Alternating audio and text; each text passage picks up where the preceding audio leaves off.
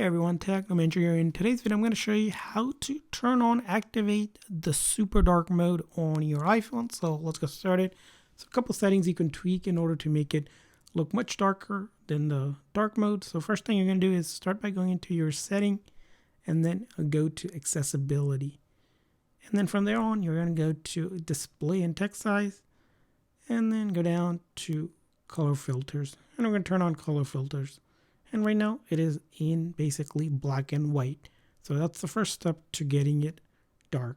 Now the second thing you want to go ahead and do is exit out of that and then just press anywhere on the screen till the app starts moving. And then you can see an edit option. You're going to click on that and then click on customize. And from there on, you're going to click on dark. And as you can see here, the apps now have turned even darker. And if I click on it, I can see here the darkness. Now another setting you might want to consider is in the settings, you're going to go to display and brightness and then select a dark right here.